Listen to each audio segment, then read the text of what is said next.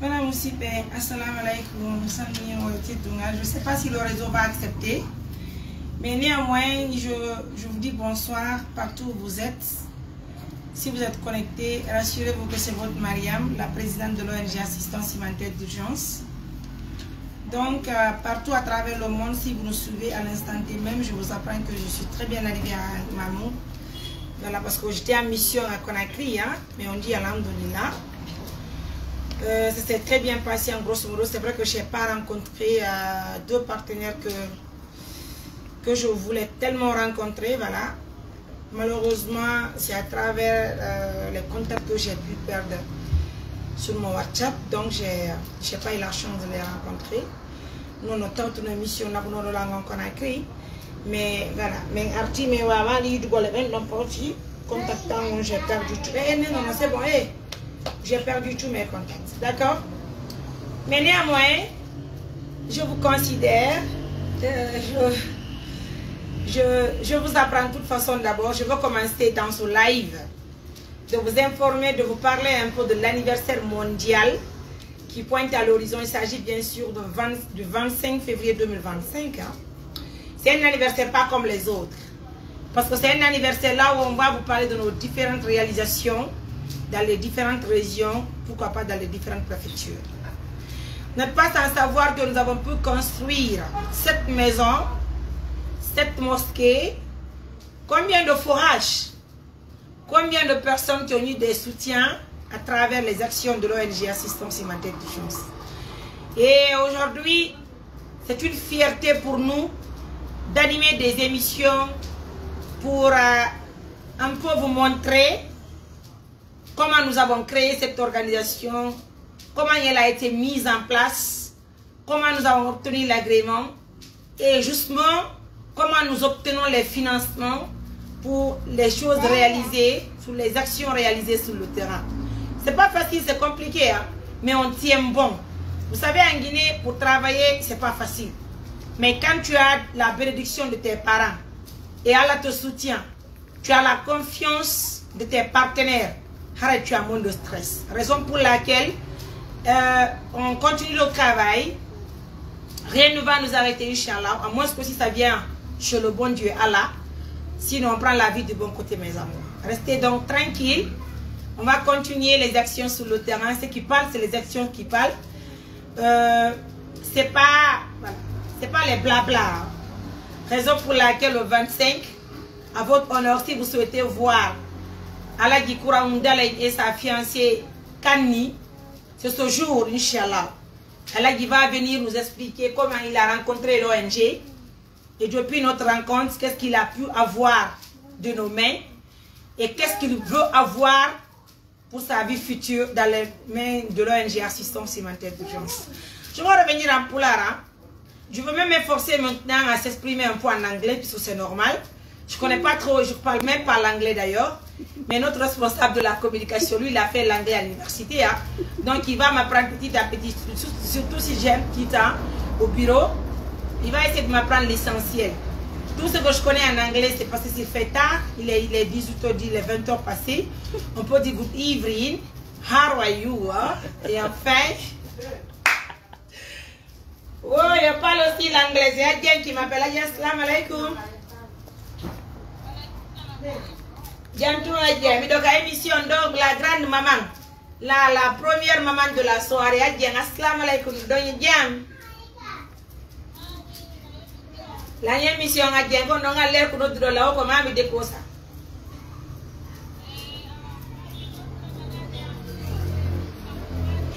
Oui, kogonga koyalla gol nani bedong.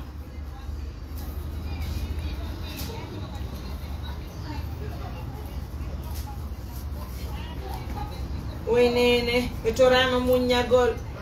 Betorama munyagol, jango si ni gagné émission ko mi nodda yo jonno nani ber mabbe wa wara conférence me yettira nani. Betorama munyagol Belgique fo Bruxelles fo no yetta fi fatu le pay kunkum. Walla yafo mo yafo do mo yafa be wurni ran ko yafo en nanene.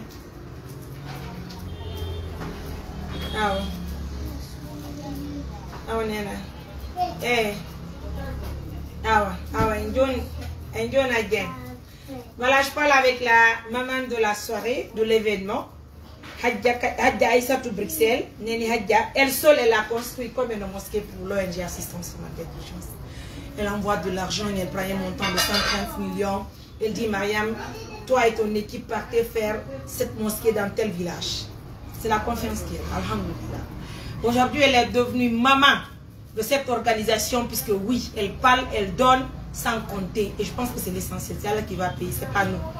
En tout cas, merci à tout le monde. Hein. Continuez à faire des émissions. Hein. Un jour, vous allez venir faire des émissions ici en anglais.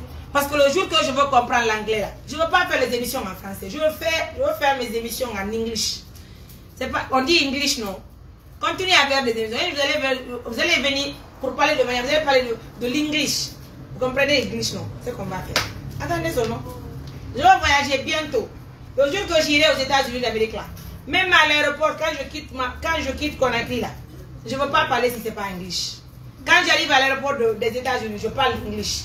Quand je viens à Amazon, je parle English. Même si quelqu'un me salue, je parle English. Hein? Continuez. Vous allez parler de Mariam. C'est la diva. Et c'est normal aussi. Quand on est présidente d'une organisation humanitaire, surtout la plus connue, l'organisation internationale, il faut forcément que ça parle. Vous savez, c'est normal. TikTok, c'est Mariam. Facebook, c'est Mariam. Et, Mariam, on dit Mariam, assistance humanitaire d'urgence. Mariam n'est pas la seule dans cette ONG. Parlez un peu aussi de Abdoulaye, l'homme qui est caché là. Hein? Tout ce que vous voyez sur Facebook et TikTok, c'est pas Mariam de. Il y a Abdoulaye dedans. Il y a Suleiman dedans. Vous connaissez pas l'allemand, non? Hein? C'est lui qui est en train de gérer. Je vous dis. Et parlez un peu aussi des autres là. Vous ne connaissez pas Amarso, vous ne connaissez pas Karim. Ils vont sortir très bientôt dans les vidéos, Inch'Allah. ABD et Allah. Vous connaissez, parlez un peu de ABD au moins. C'est toujours Mariam, TikTok, Mariam, Facebook. Moi-même, je suis dans les activités, dans les mouvements. Mariam, ça va? On a dit qu'on fait du Facebook, mais on fait du Facebook. Mais Mariam, Mianda, vidéo Jibi. Alors, je dois aller au milieu, c'est Yama, mon aussi. Mais il y a tout parce que je dois parler très bientôt English d'arrêt. Inch'Allah. Je me présente en English. My name is Mrs. Kamara. Good evening. How are you? Yeah, fine. Oh là là, le jour que je vais comprendre l'anglais, il y a des mots en anglais, il y a des mots en anglais. Il y a une émission de 8h et 0h. De 0h à 8h. En tout cas, merci à tout le monde. C'est juste pour vous dire que Mariam est tranquille. Hein? Ça va dans la tête. Ça va. Alors, aussi, on a dit, s'il vous plaît. Justement, que d'abord, il y a les staff guinéens, nos partenaires de confiance. Ko izin kummalu jokamed la Guinée. Tambiti do mojo bere men ko fota wona e seeda. Kala ko yani staff guinéen hino immi no walti no waywa o izin wiete do GM. Hara en toute sincérité, staff guinéen no weltanabe o kiye jawle hewde fiye waaw wadde forage. Nokkure ko yawde longi den men ka meden la Guinée. Darden tawde nenira e mede no hatonjide balla notamment ndi Allah buda hara iden tori yalla wala subhanahu wa ta'ala yo giggongol akke je vous dis je suis une émission hein giggongol le holare ne yo tabutu hakkude meden e mabbe beyda partenaire be surtout kadi beyda partenaire be ngarabe den tori balla ko foto wona seeda tanti je suis en émission. Bien. C'est pourquoi miami tine kadi julbe Allah be fo joni haray way do andi bureau woni mimmi do to mi ala to le bureau est toujours ouvert de 9h à 18h le bureau est ouvert kala haton jiddo e ballal ka maison des jeunes woni yaade o lando honto woni ka bureau assistance humanitaire d'urgence wo ya bureau wo ya haray o holla me makude makko haray musibbe hide weltani kala wono bettude tammu ndaara suiva commenta partage like hay supprime be mede weltani hay ara ben ka Facebook hala inde Mariam Touré mede weltani parce que mo haali inde ma ara o hide do ngandi wobbe si hidi goddo be anda tan honno be hidirta Donc, kala uttuɗo hunduko mum kon inni Mariam, nan tangini ko jiggolo marani Mariam ha so haali. Parce que mi simi yiɗama mi yata fi. Donc, je fais coucou à tout le monde, je n'oublie personne. Je suis le cœur avec vous. Ara ite tugale modo baye Conakry. Justement, il y a des rencontres qui sont avec Gomi Andinti Nairo, c'est des gens qui today parce que j'ai perdu, comme je le dis, les contacts. Et tant qu'il y a un mengo, il y a un petit peu de motia, ko Amérique be wonno, be ADP ji bui fi ONG mengo, be noddi mi beni Mariam, mi fala ya ar Conakry, edani mi numéro directeur, mi numéro WhatsApp pour fo me de yot ndongari motia. Mais donc, on dit que mon WhatsApp a eu un petit souci. Malheureusement, j'ai perdu tous mes contacts. Donc, si j'allais à Conakry, malheureusement, tant qu'il y a malheureusement, je n'ai pas pu parler avec elle. Donc, tant qu'ils seront gentils, l'arrêt de passage, je vous dis que il y a un Conakry. Et mais malheureusement, il y a et tant qu'il y a organisé avec fille Miss Guinée en Amérique, elle aussi, elle a envoyé des colis pour l'ONG, même des colis pour Mariam, la présidente, mais malheureusement, elle aussi me va valider parce que voilà, je n'ai pas pu les avoir. J'avais perdu totalement les contacts. C'est pour les passeports. Les passeports, ils ont dit Fatou. Ils ont dit Fatou. Ils ont dit qu'on dire te Fatou, quand vous êtes Fatou, Madame So. Moi, je dis que vous êtes ici là, je m'aide. Haray ko andi tingolong Fatou hande woni star. C'était la star internationale. C'est le monde qui parle de Fatou. Tellement que le nom de Fatou est facile. Je ne sais pas si c'est facile à prononcer ou quoi. Même si tu viens dans les quartiers, on dit Fatou. Tu viens au restaurant, on dit Fatou. Les gens qui veulent avoir des abonnés disent Fatou. Même les gens qui veulent identifier Mariam disent Fatou. Même les gens qui veulent aller acheter de la banane au marché disent Fatou. Dans les salons de coiffure, on dit Fatou. C'est-à-dire partout on mentionne Fatou. Tellement que les gens parlent de le nom de Fatou là. Donc Fatou est devenue star internationale. Mais malheureusement, Fatou a des difficultés.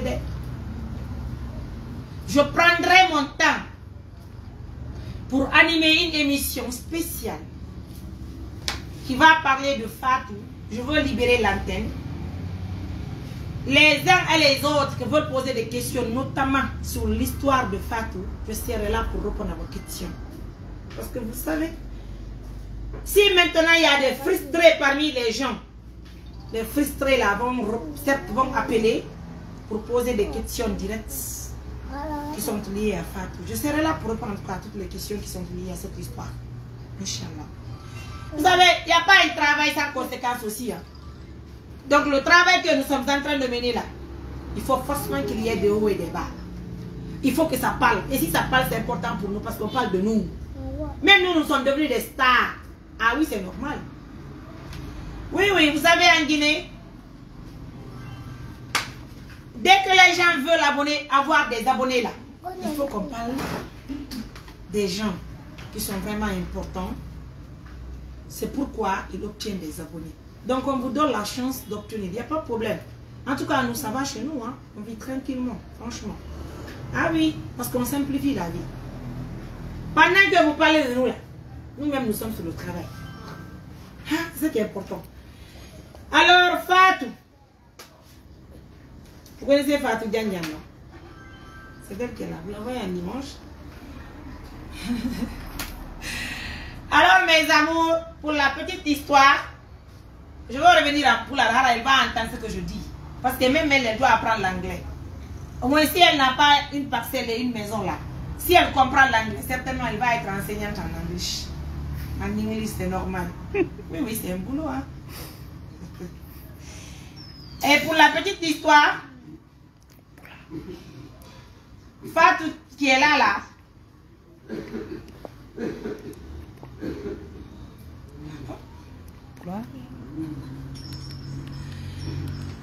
Moi, j'ai rencontré Fatou ici à Mamou. Alhamdulillah Rabbil Alamina. Goto e amen. Goto e amen innata. No nisi ko yani goddo. Yo Allah dandu dum tagado inni gobi do nisi ko biyani tagado dimmu.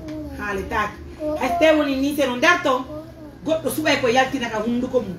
Parce que de toute façon, je vais vous dire une chose. L'histoire de Fatou, l'histoire de ce couple-là, wallahi billahi, c'est une histoire qui me dépasse. Mais cette histoire-là, je vous dis, retenez, notez quelque part. Les deux là. Les gens vont parler d'eux. Prions Dieu que ce soit une histoire qui est bonne.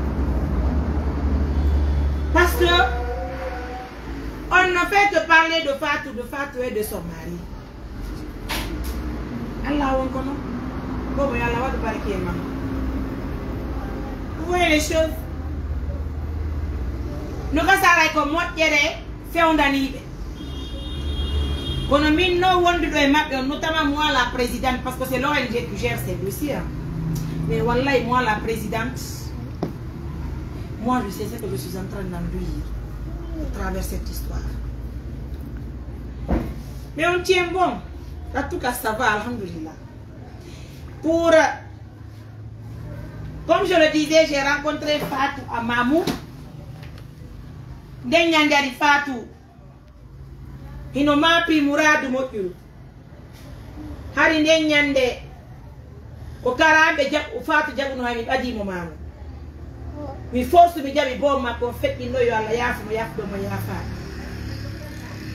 Ha mi hebi chance mi badi mo. Woni o suusi mi me walli mi ya hande yewti alhamdulillah rabbil alamin golle hoyde fe yala ko si wuli seeda satta seeda mo seeda men dogi men gurguru ni ya men yoy modi makko alhamdulillah hande moddere nen ko dum ton parce que moy si goddum hebaaki say woni dewgal gal no yotti hara yide ngini alhamdulillah rabbil alamin hay modi ba nyamma goddum ko si tay woni Allah no wadi barke ma arkise ma ton Allah ko te fere ma bo ma be ngala wada barke ma. Ah oui, beaucoup de choses se sont passées. Hein.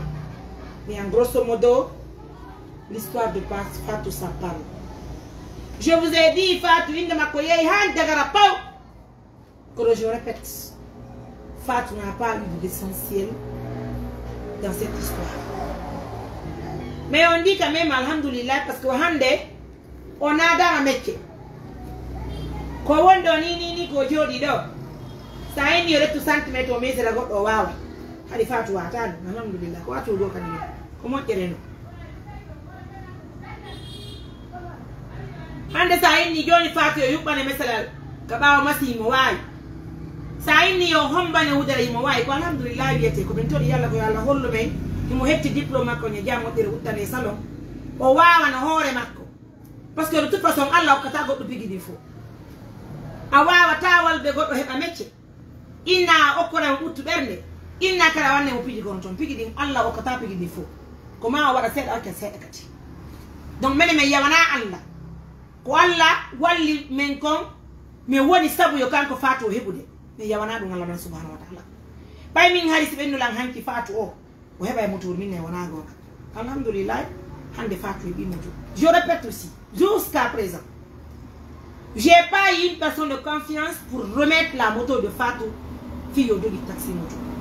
Donc la dépense de Fatou, c'est sur Mariam Touré. C'est pas sur l'autre. Je dis c'est sur Mariam Touré, moi Mariam. Vous comprenez? Mais les gens qui parlent, c'est normal de parler. Vous savez, je vous ai dit, quand vous avez besoin d'avoir des abonnés là, il faut que vous parliez de Mariam. Ça va donner un peu. Continuez à parler. Vous êtes en train de faire la promotion de Mariam sans le savoir. Donc courage à vous, je vous souhaite bonne chance. Ça que je parlais là, c'est important. Donc, je veux savoir, nous sommes à combien de personnes d'ailleurs? 2300. Pardon? 2300. 2300, non, c'est petit là. Mes abonnés, on augmente. On va aller à 5 000. Hein? C'est le couple quand même qui est là, c'est normal. Ça veut dire que ça parle de Marianne, de Fatou là, ça donne, hein? Donc on remonte à 5 000 personnes, mes amours. En tout cas, vous qui êtes là, je vous aime, je vous love, je vous considère. Et assistance humanitaire vous dit Albac. Et donc, on dit de toute façon, que Fatou on est saboué, il doit être maudit, mais quand on a dit na maudit, mais kamel la Guinée, c'est des yo to des him beresindirpe. Ko en jonno to teddu ngal resu don dum ko modi makko dum ko israbe mede musibe ala israbe assalamu alaykum haifi berne butti ram so jara no haifi modi man ndan ko ni de buyi alhamdulillah Poni Ministre Goni. Kondo non kontra sa wari dirre. Denya ne kontra cuda me yawda.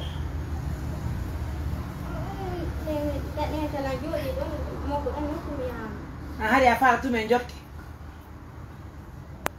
Na? Kari afara doginde men ka burure. Onu fallo da. Na fus. Don non tawda no focus taka. Joni a décidé hoto goka flower. Bay doga sudo ka burure hande kadi mi jokkata ma fa. Si tawi woni ko dogo sudo ka burure, jokka lawo ngo fiya mi yango. Hara ya yaade ka flower no buri. Mi ala dogo dum sudo burure hande kadi. Mi sikkari a waɗi. Na? Nene de time ya burure tan a jodi ko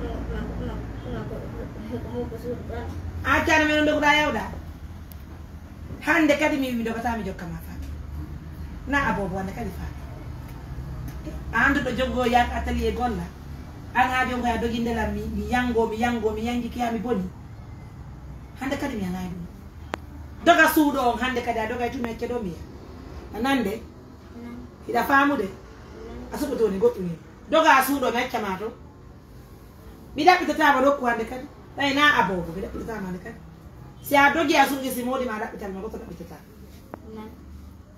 e famodiri ma ɗum hara yago nga bulawa taw jooɗo no ɓuuri de yaga suumo e goɗɗo no dowa yago yanga ɗo modi mum ɗoma dowa e baki seeɗa turba mboyni wosi fonni laɓi hara modi ma sini ka gesa ari ɗum woodi koɓe nafa na ɗum ɓuuri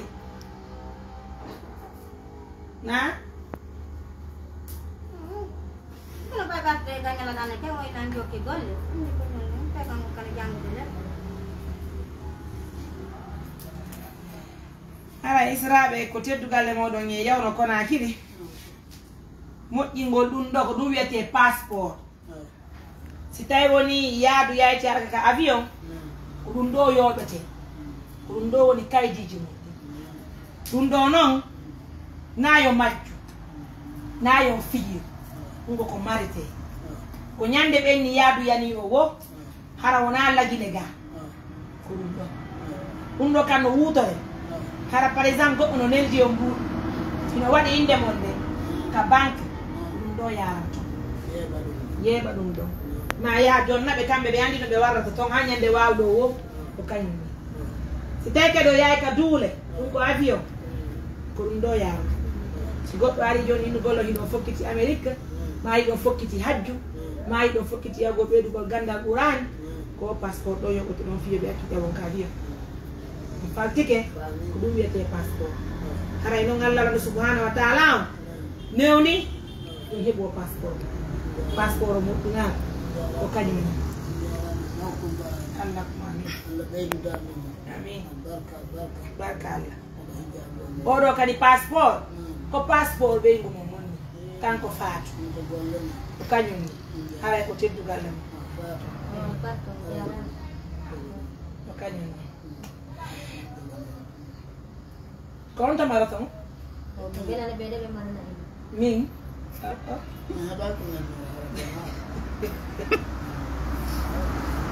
Biga le passeport à un groupe de Amanania parce que mi hauken. Mais c'est comme Amara, en tout cas, l'ONG, hein, les responsables de la communication, eux, ils vont gérer. C'est eux qui vont gérer, en tout cas, la documentation. C'est le secrétaire exécutif, hein, avec toute son équipe. Donc, quand on a un jockey, il y a un jockey, yo kanyum ni ara non jono il photo mo be tiro no kanyu wada do na on va pas montrer les infos.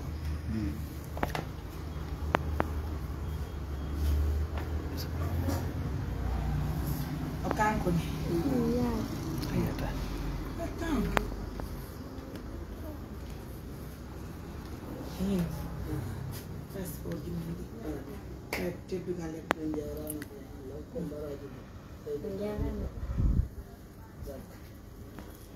Joni no musibe ara kanyon couple on hendi ke passeport yidi mi filli to kali ko mi holli ko berbe me yidi be hatto njime be nge ballal tigi tigi na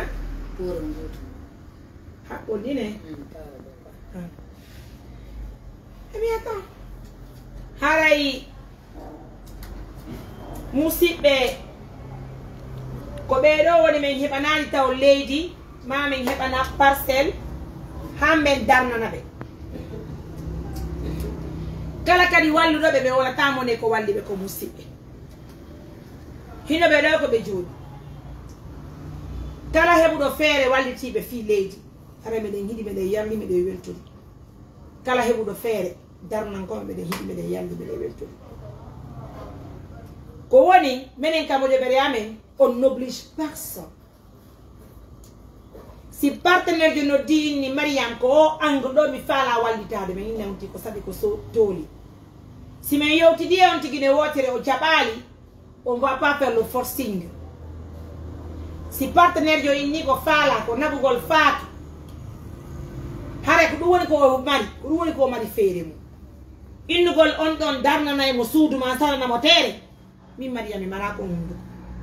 Ko partenaire be amen fop men inni kala hebudo feere walliti be do dido be hebi leydi notamment kanko faatu e bom makko haray on tigi wadani hore mun musibe be won be himbe haalde fo fi faatu on arali mamu yido faatu on arali mamu salmin do faatu baydo hidi faatu on immaaki ardo inni do faatu baybe de yidu ma men okke parcelle onon be won be inde Mariam Touré post wala rali faatu min bele ke mi yari mi jodo di faatu nana jodda ko le ni c'est ça encore c'est de l'or hein. Ah oui c'est de l'or. Au moins moi je suis là et vous on yobi passe on ari o yi faatu mbodo jogo ransi ni olla le faatu yi ta faatu aro yi de faatu min Mariam si yaral mi yolli o faatu do yi demo payez le transport venez à Mamou. Parfois aussi, si vous voulez parler, prenez le temps de vérifier les informations. Vous venez, vous vivez les choses. Venez vous-même, vous vivez les choses, mes amours. Nous, on y a le hagiga. Allez, on a même la joue de mon enfant. Quand on y a mon jour. On a dit que je tiens encore. Alors, nous faisons hard gold, hard gold. Et ton mon oncle, il coule, mon ingénieur, on va faire. Mais on a bien de l'offre, on va la go, Mianda, on n'y a pas de. Même mes femmes idée, venez. Envoyez-nous des preuves que vous avez acheté une parcelle pour faire dès que nous avons refusé. Parce que vous connaissez parler. Nous-mêmes n'avons même pas le temps de parler. Nous avons le temps pour le travail. C'est ce qui est important chez nous. Merci de comprendre. J'ai reçu pas mal d'appels. Plusieurs personnes m'ont appelé pour l'histoire de Fatou et de son mari. Il ne doit pas me filer le temps de m'appeler. Minni me yadi hamdallah.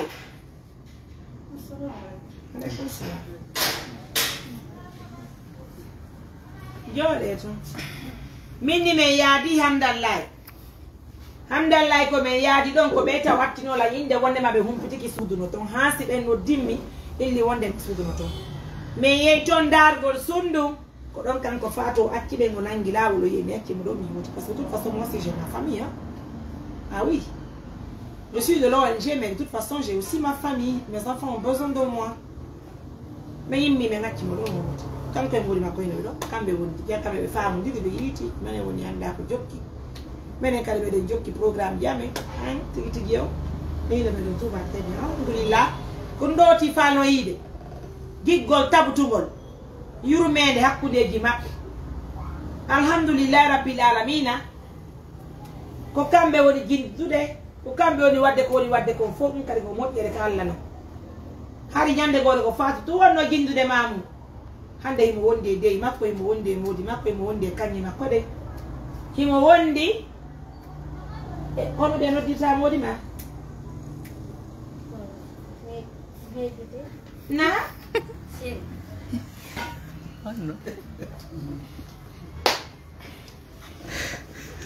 Oui, bon, si je vais faire ma joie de chez le Là, tu vas me donc c'est ça. Et en grosso modo, je crois que je vais vous laisser. Je vais vous laisser avec cette histoire. Joe de Fatoniri. Il y a des cas de monde. Joni foy mun kadi haray me wadi to e partenaire be yimbe ben nabay faatu si woni be migide ke be ndari be tawi hi be fala wallugol faatu haray be walla e faatu yaada e mudina si tele woni feere ala few kala mo alla okki feere haray musibbe hiden toroni be jeeji didi fiye waawu wallitirde be dido be wawa hebude ko wiete ko leydi hido ngandi c'est une histoire qui fait très mal, qui fait très chaud au cœur. Hande no kasa Allah no wayo kude joni o jona ko villa min ne pas en villa si partenaire no de joni Maria moi je te donne une villa pour Fatou hein mina avec plaisir.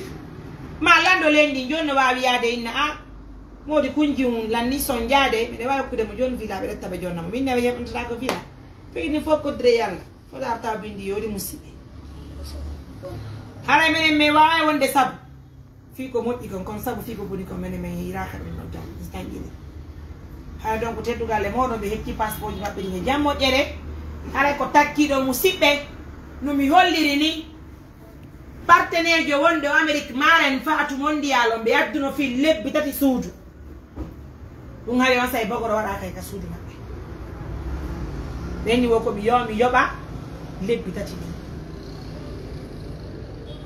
ne nas on faltade hara ko teddugal e ma excusez-moi s'il vous plaît je vais mettre quelque chose excusez-moi.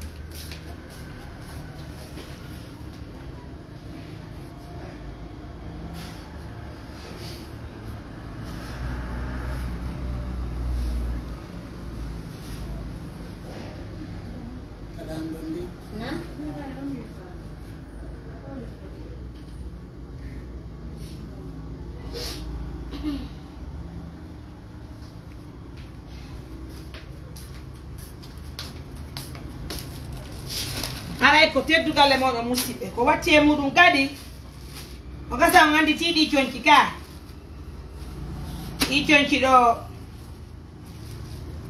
ko modi faatu jontuno e di cionki ka batem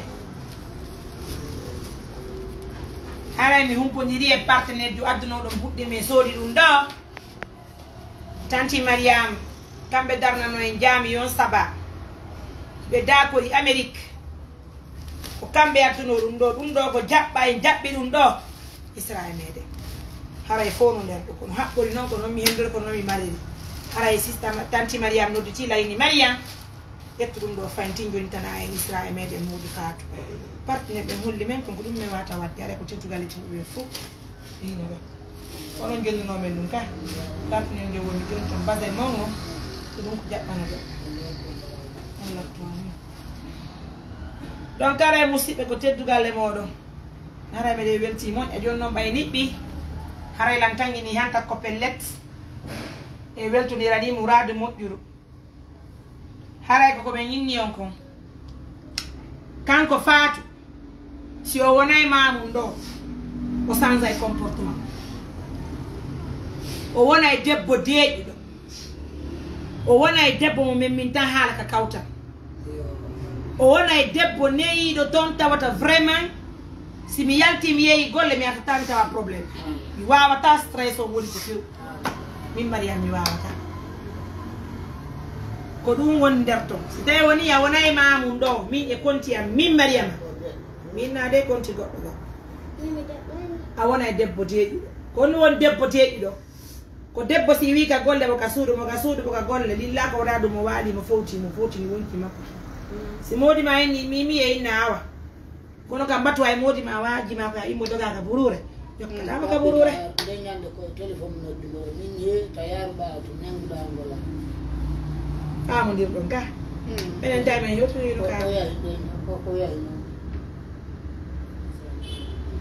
ama musidɓe ko teddugal e moɗo ko sabu ñaami sabunde ko aduna meɗen ɗo woni min Mariama woni goɗɗo goo ko aduna meɗen ɗo musidɓe si tawi woni Allah hokkori sabu debbo on woni makko ko ma heɓora on sabu si Allah hokkori gorko kadi feere ko ma debbo on heɓora sabu hara en fof ko torondirɗen koye wakkilo jotten soobe wallidiren ko fi Allah woti annabijo hara kadi e hoto ko wallidirten ko musidɓe hara hiɗen andi ko Allah subhanahu wa taala petto wawi jogiti musidɓe hara ko teddugal e hoto donc c'est dans cette histoire donc hino ɗo mo wodi makko ko kamɓe jombi faatu enen hande yiɗe weltani Allah ko tawata kon e woni sabu dewgal moƴƴi walla hokku e mbaraji hala c'est ce qui est important donc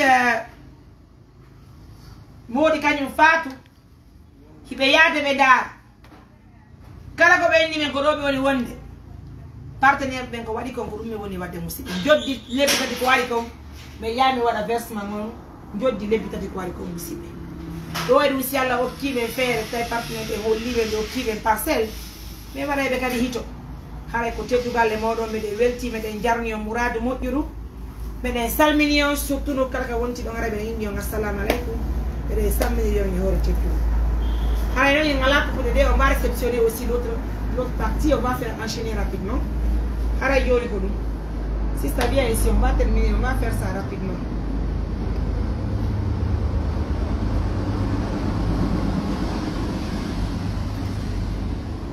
sista kon noy day jàng noy fi très belle femme que j'aime beaucoup kere biyo ko na mi waynaki na Allahu akbar o do tira ngane ka ko fitni la mi ne mi do dani neni ka hoydan hoydan ne mi yar fiya oh là là viens dans mes bras allez moi mi yar fiya donc c'est normal quand je se retrouve là faire des accolades pas de souci c'est bien bon Allah dit ma donc Allah va dire rapidement enchaîner parce que par de buy no dilani Mariam ko no feɗɗirno e kuumi ko yawɗen ɗo donc aray noon ɓay Allah dima enchaîné ɗo rapidement haray mi wonnaɓe contrat ndi ko feƴƴi kon homɓe yewtere nde mbay niɓɓi moi-même j'ai vraiment besoin de me reposer ma chérie kono ta ɓerde ma nde way ça va ka konno wayajo ɓerde nde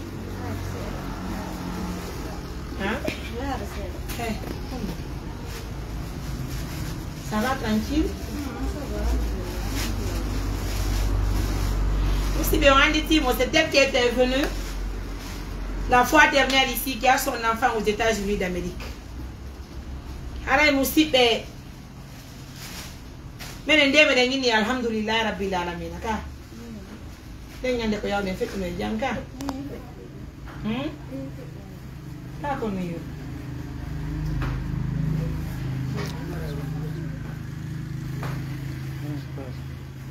na kana mando mutti na mutti oui ça va aller l'espoir est perdu ara musibe ko andi ngolon juste ara e nyande be yawna jammo e kuumi alhamdulillah rabbil alamin hara Allah wala subhanahu wa ta'ala on newnan no men yemen hewtu kuumi menen kanko tigi e sista Diarra yaadi me yemen tay alhamdulillah ko alhamdulillah tum sibbe ye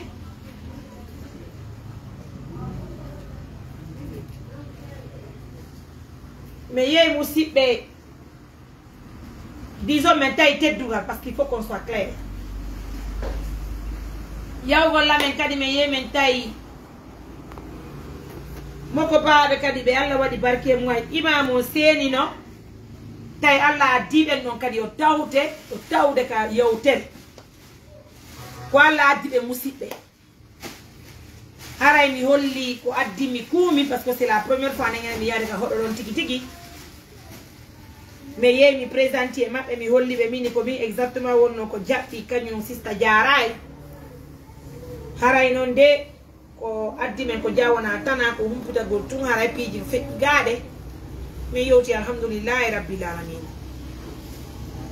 haray mi ala jonne détail modja kono mi yidi e ex modi makko me yowti me sifodiri piji buy tawde jama buy kadi fekki haray mi holli be mi faaleya koyo odo butti koyo butting e bagne didi gogo himo wullude fi dewgal makko ngal immengel himo wullude fi biddo mo hebiyo do ngandi non odo jioro hebo ko sattia non seulement gorkon to no ceti indi be seeda we henno be weddata famille on kadi gano indi wondema odo ko weddata yon don gorko aduna wala kawo ça fait chaud que kanko le moni ko do mo wurata ko do mo maya kono mi do andani mo parce que ko jiggol sa yidi modi ma c'est des problèmes sa dal modi ma ko problème ko gonga seedi galari ne biru nge bi dubi dia parce que c'est l'explication ko 10 jours wati modi ani no yoni ko perturbement quoi en fait ça ande nen debbo se ni diara unde nyande mi jenaki mini ko addi men tamondo ko fiyo dewgal o jiwodo o yo moƴƴu parce que ko dewgal sunna e farilla parce que mi yiye makko mo faala dewgal ngal haray noon ɓeygol makko nde no wini salla jaɓi on pata ɗum kono noon miɗo andi si tawi tu woni kanko sonnajo on ɓay ko kanko jotto kanko woni ka dewgal nano kanko jeeyi hoore makko ko gonga kono ko dewgal ɗum wona ko hersini ko dewgal sunna e farilla hersinanaki hay e goto kono andi ande lagide kamen ɗo ene ko ɓeni no hersini ne ko ɓeni no hersini ayay ɓe hersa fi dewgal kono fi ngati jagal ka saare ɗo hay waɗɗa hondude hay murtinɗa ɓiɗɗo président o ina tama no hersini ko fi jagal ka ɓe kellanɓe ena ko kaali murtidi ka ino labande ɓe ɗon no foti ɓe ɗon no weldi kono siko dewgal ɓe jarama ɓeɗe hiɗi muujima sa yiɗi ali modi ma ko modi on mbo hiɗata musidɓe si o bungirali dewgal mum ngal ko dewgal hombo bungirta wo faalaka gorko hay e goto sina on ɗon min komi wawi ko waadego kañum sista so tawi woni woni ko bee ɗon komin wawi ko waɗugol dara si moƴƴere ko ɗum woni ko Allah muñira haray noon namin tuñinni yo moƴƴu moɓɓen ka hoɗotoɓe ɓen tawi ɗen min tawi ɓen no faala yo moƴƴu ɓuuri ay min mariyami yawɗo o haray min yewtidi kamɓe so bari sattinanali men piiji ɗin panni alhamdulillah il faut reconnaître sista c'est la vérité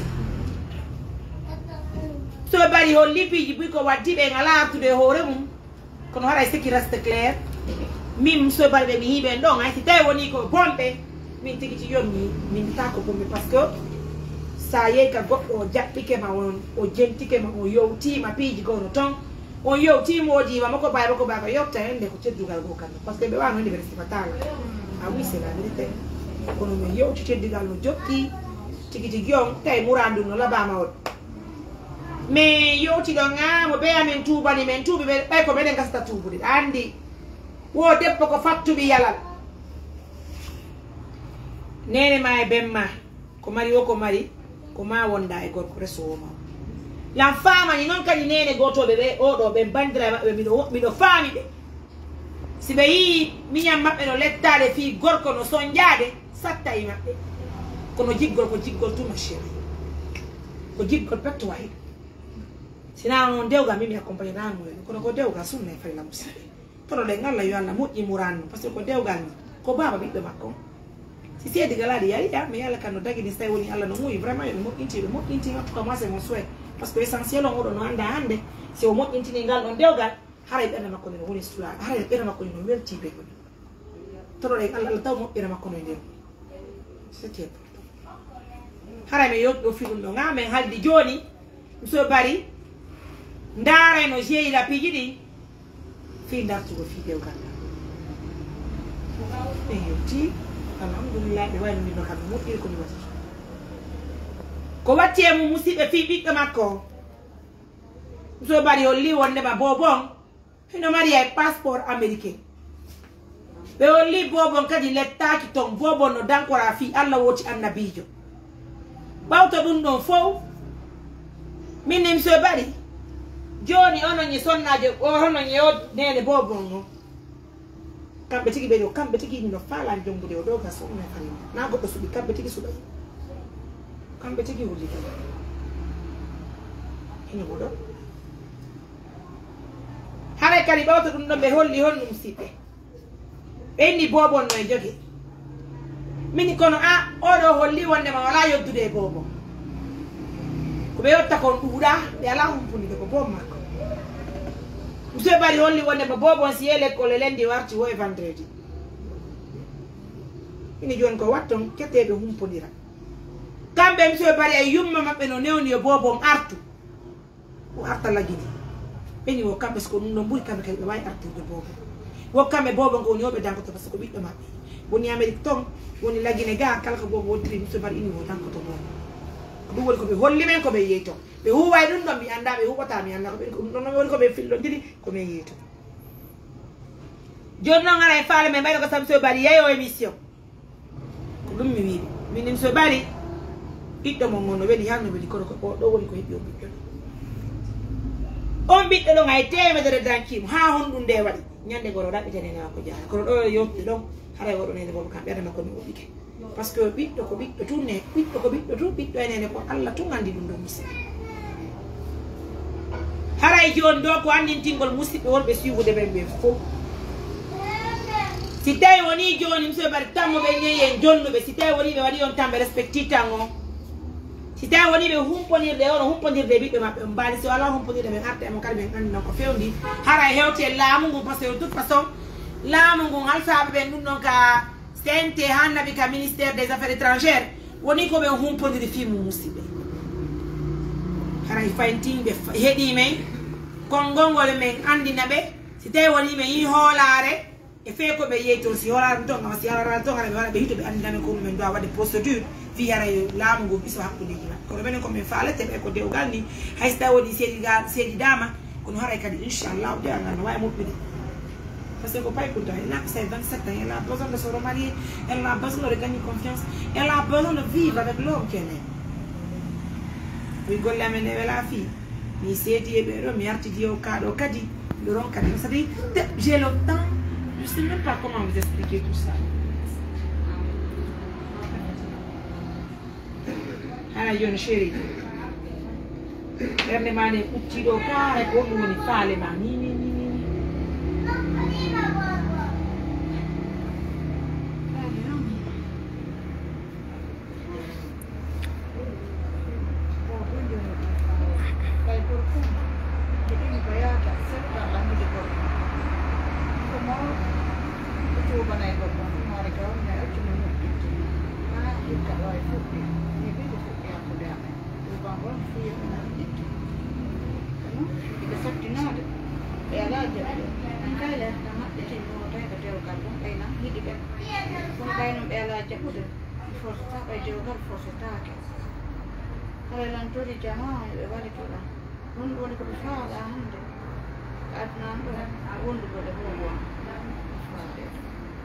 sisa joni bobo ngarta ga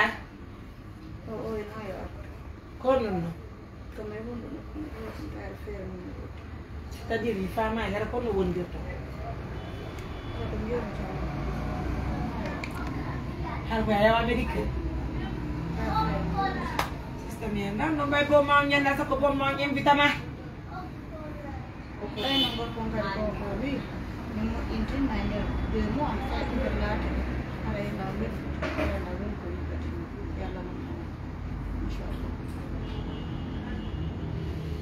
Mista yo la butti berne mane bay ko dewgal ni ye yo la butti berne me bo bay ko dewgal ni yo la butti berne me fu me sabone fop me hiden jibo ni ko wonde do tanawo ala parce que il reste clair quand tu es avec quelqu'un qui n'a pas la paix de cœur, toi-même tu n'as pas la paix de cœur. Hein? C'est pas facile, hein? Les mariages de l'homme, c'est pas facile. Yo la butti ni wala men yo Allah wala no ettu ka bawgal makko na dewle sonna kala jomba. Ma chérie, ça va aller, c'est le mariage, ça va aller. Vraiment, ça va.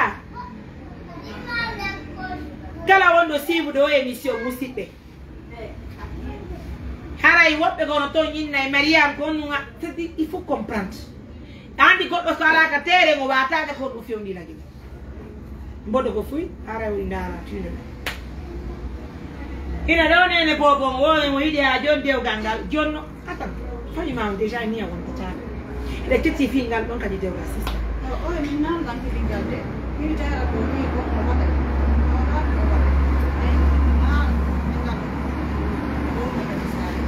ah kono no yoti de ni ko ni ndi ba sister ni do ha ko ka su de na ka ni ti ko ko fala ka na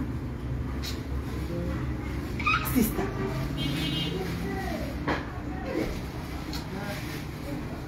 si wala yo la itu si dai ko batte juude yo alla itu si dai tu woni ko batte juude yo alla itu parce que fi yondu mso bali jorke fillike beni ko kambe hiuma no fala ma dew ga sunne donc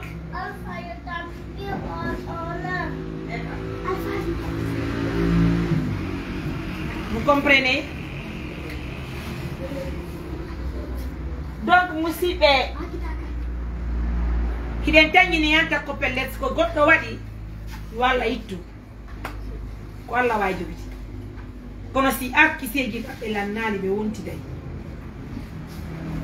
sister et puis c'est pas la fin du monde sister il faut pas dire qu'il faut forcément un seul homme dans ta vie no don't have to happy to na pen on ka dingo ko ma ngor ko ko ba la joga ni mo ki ko sabu no ma no ha to ke da ko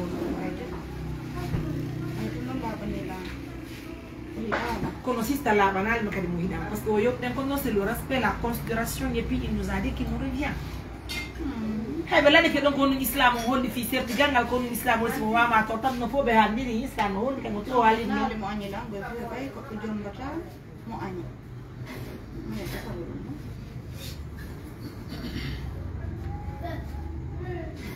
e alla bitti mi arnale turki ala be kanko wajuti wala bitti be arnale alla jonni te jiggo ngol marna ko sista bom ma an kadi siko feere kadi hebi ami go jibi don ande kono sista wata yaade leyde porto tawa bom ma konto mi ma be janda sak be na bala ma lettre d'invitation ya taw ya be to ka hebi be bobo ko bobo taw l'enfant une fille elle n'a que 7 ans aux États-Unis d'Amérique. Bon, l'enfant n'a que 7 ans.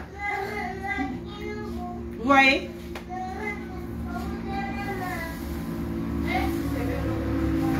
L'enfant n'a que 7 ans. En tout cas, Johnny, il y a des partenaires de l'homme ici. Vous devez on a ni à la faire les cas du son nadio.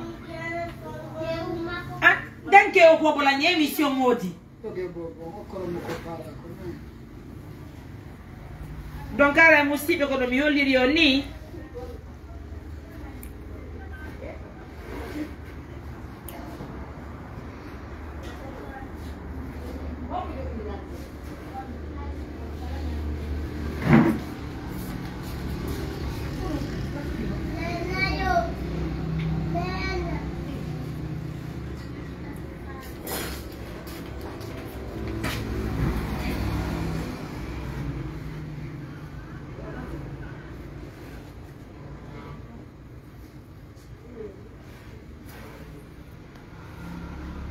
Donc, Moussi,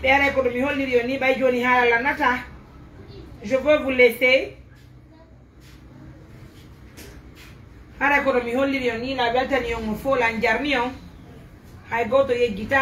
Donc, pour l'histoire de ma soeur Diaray, il faut que je dire Darren, qu'est-ce qu'il faut faire pour résoudre son problème? Joni si tawi woni woɓɓe no mari idée no yaara toon defi bon makko d'accord, mais lantañini kadi si Allah moƴƴini dewgal gati ce qui est important de plus. Kono de toute façon joni hara hiɗen halfodiri hiɗen jonidiri juuɗe kala mo ɓen ko wawi wargol fit temporisugol o sonnajo hara hiɗen wawi wadde. Sista Aminatu nala toon? Waleykum salam, no ay fi?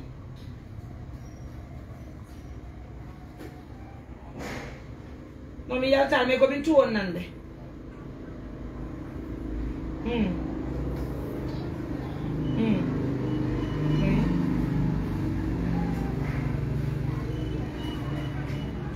La nande.